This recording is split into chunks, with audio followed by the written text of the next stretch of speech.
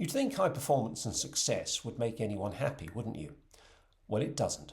In fact, it often makes them very unhappy. In this video, I'm going to explain why even the highest achievements leave you cold, empty, even depressed, and how to deal with it. But before we get into the detail, take a moment to click the subscribe button below for regular Leadership Inside Out videos like this one. Now, there's no denying the thrill of closing a sale, getting hired, or winning an investment pitch. It's exhilarating and makes you feel like you're on top of the world. You can ask any high achiever from any walk of life what it's like to succeed in their field, and they will tell you that there's nothing like it. It doesn't matter if it's getting your first cleaning contract or negotiating an 8-figure exit. It's the best feeling in the world for those involved. But there is a problem. It doesn't last. The elation has a half-life, and before you know it, the achievement feels almost humdrum, meaningless even. You need more, or at least anything that will fill that void that follows the initial thrill, a kind of methadone for success. In fact, in professional terms, this kind of success can, after the short-term high, leave you in a long-term low. A good example of this is the pay rise that's intended to prevent you from leaving your job. At first it feels great. It's a solid endorsement of your value to the business. Your self-esteem rockets as you realise that others really do appreciate you. But a few weeks pass and you realise that the only thing that has changed for the better is the figure on your payslip.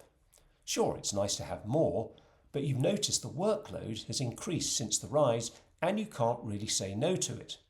The reason you were looking around for another job hasn't gone away. It did for a couple of days, but then returned.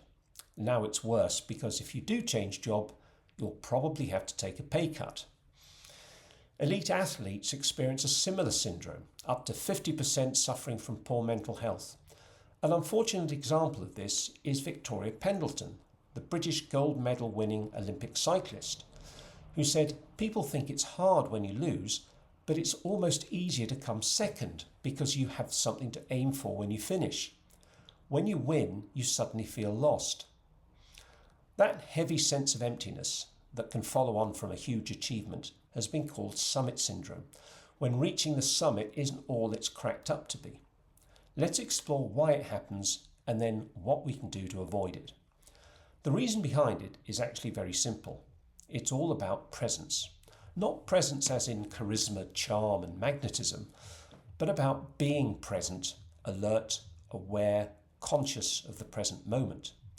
You see, if you've got your eye exclusively on the ultimate prize in your field, you'll be missing the journey to get there. Your focus won't be on what's around you, the people you meet, the situations you experience, or the challenges you overcome. The journey will take on the appearance of being a hindrance and an obstacle to the achievement you're yearning for. So the work you need to do becomes hard and a struggle because that's how you perceive it. That's the story you're telling yourself. If instead you embrace the work for its own sake instead of judging it as an inconvenience, it becomes a damn sight easier. And if you're pursuing a path that really aligns with your sense of purpose, your work will feel like play. In sport, the difference is between saying, "I'm training in order to win gold," and "I'm training because I love the way it feels." In a business or leadership context, it's replacing "I'm prospecting for new clients because we need the income" with "I'm prospecting because I really enjoy meeting potential clients." It's quite simply the difference between process and outcome, journey and destination. And if the journey doesn't really appeal to you at all you want is the result, you may be in the wrong business altogether. Let's put it another way. If you want to grow bananas, there is no point in focusing on bananas. You're going to get a seed or a sapling and focus on the earth and the plant's environment. You're going to water it every day, get rid of the weeds, treat any diseases, knowing that it'll take the time it needs, no more, no less. The end result, the banana, will be a reflection of that journey, so that any lack of attention to the process will compromise the result. So if you love bananas but hate gardening, buy them instead. Why is this? Why is it that pursuing what we want and need can result in tears and failure? What's the universe got against us? Well, it's not the universe, which is neutral and non-judgmental. It's actually you in misalignment with yourself. Your conscious mind wants the end result, but your higher mind is only satisfied when you are immersed in the present, acting in tune with your sense of purpose.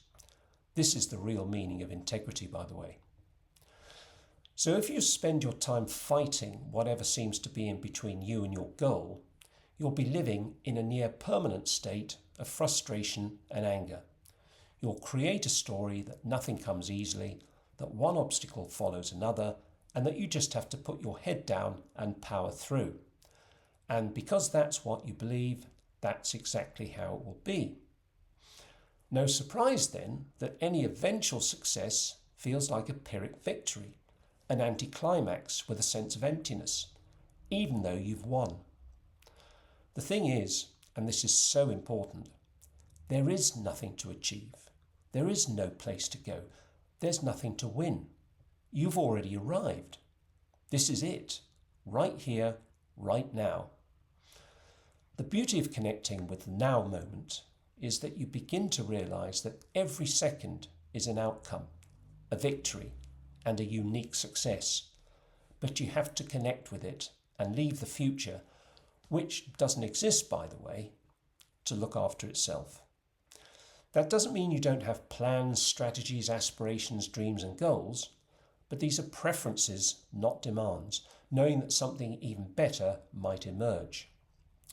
So if you're fed up and frustrated with success that leaves you feeling empty and unfulfilled, here's what to do. First off, ask yourself the question, what is it about what you're doing to achieve your goal that you don't love doing? For instance, if your goal is financial security through growing your business, what aspect of the business do you find unpleasant? Is it the people? Is it the accounting process? Is it the digital marketing? Now take all those away and what do you have left? Hopefully at least one thing that you really enjoy doing. Now if there's nothing about the journey to your destination that you enjoy, you may well be on the wrong path. The pain of pursuing it is telling you exactly that. And if you do break through to success, what then after the excitement wears off? My first business ticked all the boxes that should have made it a no-brainer for personal success. It didn't. It felt like swimming through treacle. Eventually, I came to the realization that it wasn't in any way attuned to my sense of purpose, even though I had all the skills needed for it. Another business I ran went through a period of great financial difficulty. I developed an aversion to doing the accounts, and they kept reminding me of the mess we were in. Avoiding the books made it worse. Rather than ignoring them altogether, which would have been easy but disastrous, I decided that I would dive into them, commit to them, and enjoy them for their own sake. After all, I'm an engineer that loves numbers and spreadsheets. Lo and behold, many of the solutions to the problems we were having were hiding in the figures. Within days, we had a plan, and within weeks, we were looking at a very bright future. When we convince ourselves that how we feel is a consequence of our circumstances, we become victims powerless to change the status quo. If instead we realize that our feelings are a choice that we make, we can then become the architect of our experience and design the life we want. Remember, life is a felt experience. Shakespeare put it this way, assume a virtue if you have it not. In other words, if you want to feel happy, be happy. Don't wait for the future to make you happy. It won't. So if you want to make it big, really big, and not feel that crushing sense of disappointment and disillusionment after realizing your loftiest ambitions, stop obsessing over the end game and start focusing on the unfolding of your journey here and now. If you found this interesting, hit the like button, subscribe to my channel, and I'll see you in the next video.